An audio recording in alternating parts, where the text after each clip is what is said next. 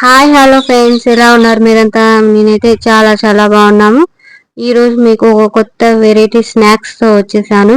మనం ఇడ్లీకి వడకి నానబెట్టితే మినపప్పు అనేది ఉంటుంది కదా, దాన్ని ఏం చేయాలా అని అర్థం కాకపోతే ఈ విధంగా పిల్లల కోసం స్వీట్ తయారు చేసి పెట్టండి. చాలా చాలా ఇష్టంగా తింటారు. ఆ మినపప్పునైతే శుభ్రంగా కడుక్కొని మిక్సీకి వేసి అందులో కొంచెం సోడా ఉప్పు, కొంచెం సాల్ట్ వేసి మంచిగా కలుపుకోవాలి. కలుపుకున్న తర్వాత దానికోసం ఒక పావు గ్లాస్ పప్పుకు వచ్చేసి 4 స్పూన్ల కార్న్ఫ్లోర్ వేసుకోవాలి. ఇక్కడ నేను ఫుడ్ కలర్ అయితే ఉపయోగించట్లేదు. ఫుడ్ కలర్ బదులుగా నేను ఇక్కడ బీట్రూట్ జ్యూస్ అయితే యూజ్ చేస్తున్నాను. ఇప్పుడైతే మొత్తం మంచిగా కలుపుకోవాలి, కుదిపించి కలుపుకోవాలి. మంచిగా కలుపుకొని దాన్ని పక్కన పెట్టుకోవాలి. ఇప్పుడు పాకం రెడీ చేసుకోవాలి. 1 గ్లాసు మినపప్పుకి 1 గ్లాస్ షుగర్ వేసుకోవాలి. వాటర్ అయితే మన ఇష్టం. ఈ పాకం ఏంటంటే మనకి గులాబ్ జామ్ పాకం లాగా వస్తే సరిపోతుంది. తీగ పాకం, ముదురు పాకం అవసరం లేదు. ఓన్లీ మనం గులాబ్ జామ్లకి ఎలాగైతే షుగర్ సిరప్ రెడీ చేసుకుంటామో అలా చేసుకోవాలి. దానికోసం నేను 1 గ్లాస్ షుగర్కి 2 గ్లాస్ వాటర్ అయితే యూజ్ చేస్తున్నాను. ఇప్పుడు దీన్ని మనం స్టవ్ వెలిగించుకొని ఈ పంచదార అనేది కరిగే వరకు కలుపుకోవాలి, కలిపేసుకోవాలన్నమాట.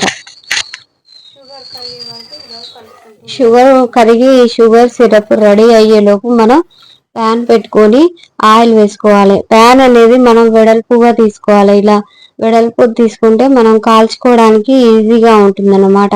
అందుకే నేను ఇలా వెడల్పుగా ఉన్న ప్యాన్ ఫ్రై చేసే ప్యాన్ అయితే తీసుకున్నాను. దీంట్లో మనం డీప్ ఫ్రైకి సరిపడా ఆయిల్ వేసుకోవాలి. డీప్ ఫ్రైకి సరిపడా ఆయిల్ కొంచెం ఎక్కువనే ఉండాలి. ఎందుకంటే మనం వేసే ఈ ఐటమ్ అనేది పైకి తేలేలాగా ఉండాలి ఆయిల్, కాబట్టి కొద్దిగా ఎక్కువే పోసుకోవాలి ఆయిల్. డీప్ ఫ్రై అన్నప్పుడు ఇక ఎంతైనా అదే ఆయిల్. ఇప్పుడు మన ఇంట్లోకి తెచ్చుకున్న సరుకుల్లో అయిపోయిన కవర్ ఏదన్నా ఉంటుంది కదా, దాన్ని తీసుకొని ఇలా కొంచెం హోల్ చేసుకోవాలి. కత్తెరతో కట్ చేసుకోవాలి. కట్ చేసుకొని మనం ముందుగా రెడీ చేసి పెట్టుకున్న ఆ మినపప్పు మిశ్రమాన్ని అయితే ఆ కవర్లోకి వేసుకోవాలి. ఆ కవర్లోకి వేసుకొని ఇప్పుడు మనం ఆయిల్ కాగిందా లేదా అని చూసుకోవాలి. మనకి ఆయిల్ అయితే బాగా కాలిపోవాలన్నమాట. కాలిపోతేనే మనకి ఈ మంచిగా కాలుతుంది. కాబట్టి ఆయిల్ మంచిగా కాగిన తర్వాత మనం ఇప్పుడు ఇందులో షేప్ మనకు నచ్చిన షేప్లో వేసుకోవచ్చు. నేనైతే ఇలా జిలేబీ షేప్లో వేస్తున్నాను అన్నమాట. జిలేబీ షేప్లో వేస్తున్నాను. మీకు నచ్చిన షేప్లో మీరు వేసుకోవచ్చు.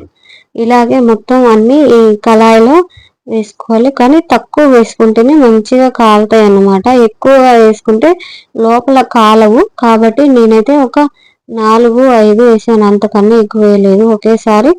ఒకేసారి అన్ని కళాయిలో వేయటం వల్ల అవి మంచిగా కాలవు.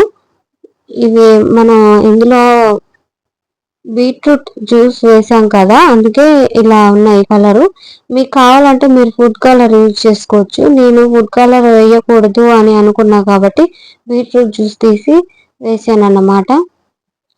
ఇలా చేసి పెడితే మీ పిల్లలకి స్నాక్స్ అయితే చాలా ఇష్టంగా తింటారు. స్వీట్ అనేది ఇందులో ఇప్పుడు ఈ పాకంలో 2 ఇలాచీ అనేది నేను తుంచుకొని వేస్తున్నాను అన్నమాట.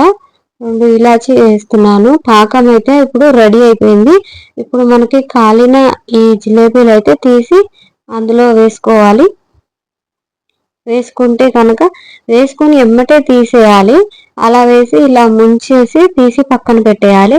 లేదంటే మెత్తగా అయిపోతాయి అన్నమాట. తీసి ఎమ్మటే పాకంలో నూనెలోంచి తీసి పాకంలో వేసి అలా ముంచి ఎమ్మటే మనం సర్వింగ్ ప్లేట్లో తీసుకోవాలన్నమాట. మర్చిపోయి అలాగే వదిలేసి మెత్తగా అయిపోతాయి.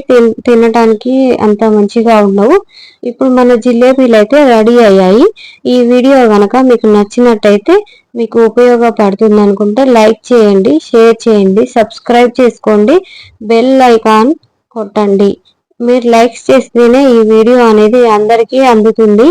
కాబట్టి లైక్ చేయండి ఫ్రెండ్స్. చూసే వాళ్ళంతా లైక్ చేయండి. వ్యూస్ వస్తున్నాయి కానీ లైక్స్ రావట్లేవు. సబ్స్క్రైబ్ చేసుకొని చూడండి ఫ్రెండ్స్. మీ పిల్లలకి పెడితే ఇది చాలా చాలా ఇష్టంగా తింటారు. Okay, bye.